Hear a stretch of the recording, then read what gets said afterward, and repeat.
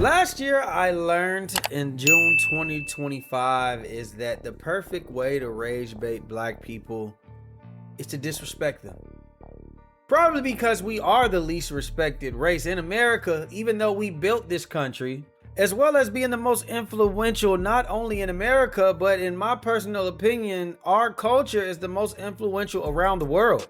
And I'm gonna just keep it real with you. We aren't respected by anybody. Not only parts of the Caucasian community, that's been a struggle for years. We're not gonna get into that. But what I realized is that the Latin community as well, they don't really respect us. Now, we are the most influential, so people do think it's cool to take little things and apply it to their lives from our culture. But when it comes down to the real struggle of black people, that's not what they want. Look, I know I'm not here saying that every Latino person is like that. So if it doesn't apply, let's just let it fly for this video, right? But what I have realized is that people have learned that if they're disrespectful and say racist things about the black community, that there will be no repercussions. If I said something about the Jewish community like Kanye or like Kyrie Irving, we're gonna get canceled. You're gonna lose endorsements. You're gonna lose money. And part of that is our fault because maybe we don't hold people accountable the way that we should. And that's why since June, I've said, you know what? I'm not giving out passes no more. So in June 2025, a Mexican rapper from Texas called That Mexican OT decided he was going to do an interview on Lip Service with Angela Yee. And he was confronted about his usage of the N-word. And he said what any Mexican American, whatever, any Latin American, actually what any non-black American would say that uses the N-word. And that would be, hey, I grew up around them. We lived in the same neighborhood. We fellowship together. It was like I'm one of them. So that's why I say it. Do you feel like you could say the N-word? I feel like I can say it, but not because of that. And I'm going to tell you why. I wish there was some black dudes in here. There are. Will right there. And there's one right here. Not. Okay, well, we're going to use him. What the fuck are you going to do about it, you know? And then second of all, I grew up loving these motherfuckers. I grew up fighting with them. I grew up eating with them. I grew up fucking doing bad shit with them. I grew up loving with them. You know, I got family. And it's not even about family. Even if I wasn't related to nobody out black, I mean, well, shit, it's what the fuck I was surrounded by, you know? Like, I respect people that they feel that way, and that's why I try to shut the fuck up about it. Right. But if you're from where I'm from, or anywhere, what the fuck are you gonna do about it? You know, it's like I don't went to the jungle and earned the lion's head. You know. I feel like a lot of people that are from Latino descent here in New York feel that same way. The Puerto Ricans, the Dominicans. I mean, shit, y'all just, I mean, and not even trying to justify, but shit, y'all just got dropped off before us. That's all it is. Y'all got dropped off first. It's crazy. We from the same boat. That's always the excuse. But the problem was, he looked people in the eye that were black in that room, two men, specifically looked for them, looked for black men, and said, you know what? Do something about it if you don't like it. Now, those men didn't do anything. I don't know. Maybe they need their bills paid. Maybe they tried to be professional there at work. Maybe they just don't have it in them to do that, to do anything about something like that. It is what it is. But Mexican OT would catch a lot of flack, and then he would turn around and fold and apologize once his black friends stopped messing with him. Now, the Mexican American fans of Mexican OT will come under my comments when I did some social commentary on that particular video I just showed you, and they would say some of the most egregious things, and it would really have me distressed, shooketh, scared, in fear for my life. They would say things like, bro, no one says nigga and means anything disrespectful by it. If you're actually racist, you would use the hard R. It's like saying homie, bro. Why you gotta be a baby back bitch crying on YouTube over something that ain't even offensive? Nigga is a word from the hood. I mean, when I posted that at the time, I thought that comment was so crazy because you're telling a black man what's offensive or not. I don't get to walk in y'all house and disrespect y'all and then tell y'all how y'all should handle it, how y'all should feel. Give me the same respect. And nigga is not a word from the hood, by the way. Nigga was a word when black people were thriving in Tulsa, Oklahoma, in Oscarville, Georgia, and other communities that were burned down by white people because of our success. And this was way before hip hop. We've been saying the word nigga because we reclaimed the power in it. Now, whether you agree with the usage of it, that's you. But I'm here just to put you down and put you on. Pick up what I'm putting down, you hear me? The next person would say, funny part is no one is going to do anything. It's a word, get over it. It's not the hard R, who cares if it's not said in a disrespectful way. Say what you want, to be honest, it's just a word. If someone gets their feelings hurt and tries to press you, then handle that. First video that I watched from this YouTuber, and what I deducted from this is that black people are the same like white people, equally racist and insecure, and you guys blame others for how inferior you guys feel the rest of the world. It goes to show, man, that people want to emulate us, they want to mock us, they want to be like us, but they don't want to be us. You see that people are saying, yo, I grew up around black people, I love them, they're my brothers, but then they turn around and say, if you got a problem with what I'm saying, let's fight. You want to put hands on the black person now. All because you want to have the right to say the N-word. With that being said, Teofimo Lopez has realized that in order for him to market himself, he would rage bait black people.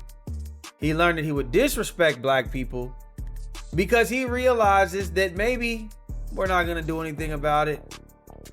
Maybe he doesn't respect us. I don't know what it truly is, but I would never see him do that to a Jewish person. I would never see him do that to a white person, the people who control the money. But yet he's going to do it to the people who he has to box against. And he paid the ultimate price for that on Saturday against Shakur Stevenson. When I tell you he got the brakes beat off of him, he won one round. He was an anonymous decision. He had a cut over his face. His eyebrows were swollen to hell. He just looked crazy. To the point where he apologized for slavery. He had a humble moment. He said, power to the people. Listen, this was crazy. I seen his legs last. I seen his legs last fight. Them shits are done, gone. Bet that people know about him over here, man. before they've known pick about up a banana you. for me. Hey, don't worry about it, bet that people know about him over here, man. before they've known pick up about a banana you. for me. Hey, don't worry about it. And all right, well, fuck you. You a monkey to me right now. And fuck it. It is what it is. It's a fight game. And I don't mean that to, but like, that's when we're gonna go throw down. And all right, well, fuck you. You a monkey to me right now. And fuck it. It is what it is. It's a fight game. And I don't mean that to, but like, that's when we're gonna go throw down. The fuck is fucked with you? Black people sat up here and no, but how you gonna fuck with us and then call people monkeys and bananas and all that shit? Tio, you just did it at the press conference the other day. You just said it to Africa at the press conference the other day. You know what you said. Oh, where's the banana? Here go a banana, here go a banana. Here go a banana, what does that mean? You might as well, bro. I'm just telling you that shit is corny, bro. You need to stop that shit. Don't try to outplay me. I'm not trying to play you, I'm just talking to you, bro. I called Javante. Hold on, no, I got you. I called Javante. I called Javante exactly what he is. He called himself. I'm already here. Tio is like the little kid that's screaming for attention in any kind of way. He don't care if it's good attention, bad attention. He just want to scream for attention.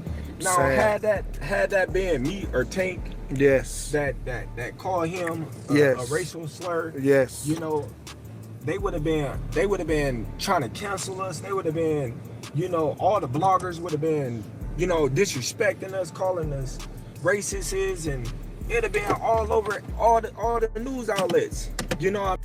So when you were growing up and you would cross paths with him, like what was your relationship like? Were you guys cool? Were you friends? Was there any type of friction? Yeah. Nah, never was no friction. I was a fan of him. I always thought he was a good boxer. Speed, power, athleticism, everything that he had then, he still got now. So hell of a fighter. How do you feel about him now? Hell of a fighter. I think he's a beast. He's somewhat of a polarizing figure in the sport. Like he has said some things that have rubbed people the wrong way. Some might even call it racist things as of late. Do you feel like he's crossed the line? Has he made anything personal? Maybe not to you specifically, but you know, when you say things like that, you might piss off a lot of people. Yeah, I'm gonna make him pay for a lot of them things that he said about black people. But at the end of the day, I know he's not racist. I know him deep down inside. He's truly is a cool person. He wants to be great, and this is the type of fight that I really enjoy. Now, this is where I disagree with Shakur Stevenson, because if you want to play racist games, if you want to teeter-tatter on the line of racism and trolling, well, we're going to give you the respect that you deserve for being racist. Now, I do appreciate Shakur Stevenson for easily handling that, man. But I kind of go along with the side of Terence Crawford, who has been disrespected by Teofimo Lopez. So when his YN handled business against Teo, he made sure that he reminded him, you're not on my level, and this is what you get for being racist. He would get in the ring, and he would go up to the family, his dad, he would go up to Teo, and he would troll him.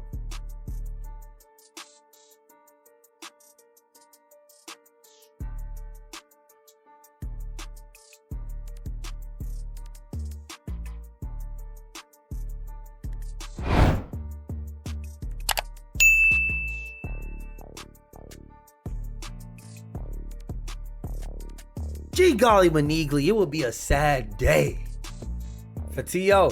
And Teo would be so humbled with that ass whooping that he would have to then apologize to the whole black community. And not just for his actions, but for slavery. He took it all the way back to slavery. I apologize that happened to y'all. Congratulations to Shakur.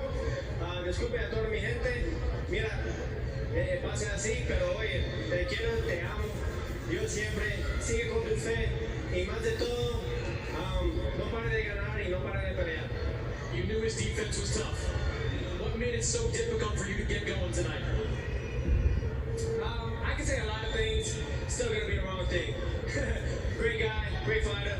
We came out here, we went, we took everything, we put everything on the line. They ain't have nothing to lose but game. And you know what? That's what true champions are all about. Coming in here every time, gotta put respect to it. To all my brothers and sisters, I love you guys. Always salute to the power that it be above. I thank you guys. I never wanted anything to harm you guys at all. So for that, my condolences to all you guys and to the slavery and everything that's ever happened mentally. This fight didn't go your way. I know it's a lot to think about. So after that half-ass apology, Terence Crawford would come onto Twitter to clarify his actions at the fight, and he would double down. And what I will say is, this is my kind of nigga. But would go on to put up laughing emojis and say they mad. It's cool when they do it. It's a problem when I do it. F Teo, F his daddy, F his sister, and anyone else that has a problem. And a lot of people wanted Bud to take the high ground. But I say F it. This is how I feel as well, because after I was disrespected, and I did a whole live, I had a couple videos about Mexican OT, and that's what really enlightened me and opened up my eyes that a lot of people just don't respect us as a whole. And I grew up in a black and Latino community. Look up Lilburn, Georgia. Look up Norcross, Georgia, right outside of Atlanta. What I got to say is this. It is what it is, man. It is what it is. It's crazy that we can be disrespected, but then we're asked not to do anything. We're asked not to be disrespectful. We're asked to turn the other cheek. We're asked forgiveness. But Teofimo Lopez was confronted by multiple people about his actions, and he continued to do what he did. Now he wants to do an apology because he's embarrassed. And this is where I come with the fact that, you know what? We got to hold people accountable. We don't let things fly. And I'm not saying crash out and kill somebody. But hey, maybe we need to stoop down to other people's level. Maybe we need to do to them what they did to us to realize, damn, I don't like it when I'm being treated how I don't want to be treated. Maybe I need to treat people how I would love to be treated. It's that plain and simple. We can take it back down to the basics and the rules of elementary. Because I don't respect Teo. I don't respect the tactics that he's doing to try to market his career. Maybe or maybe not he's racist, but I'm going to give you the credit for being racist because that's the games that you're trying to play. Now you got your ass whooped, and a lot of the times we see people do this. Listen, man, I'm being very respectful. A lot of the Latino community boxers, one thing I'll say about them, they have a chin like a motherfucker. They know how to box. They do their fucking thing. They do their 1-2. But when they go against those elite black athletes,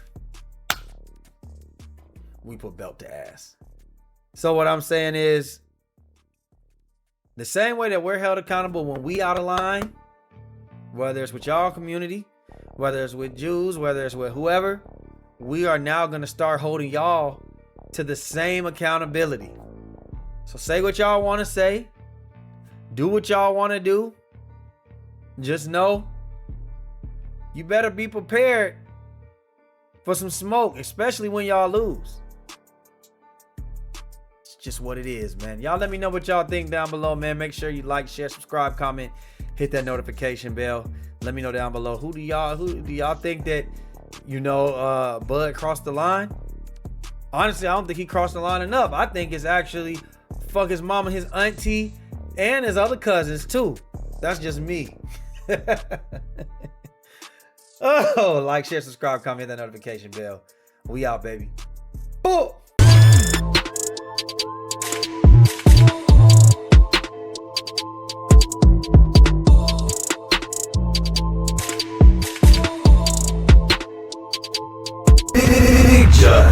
LaFlare. It's him.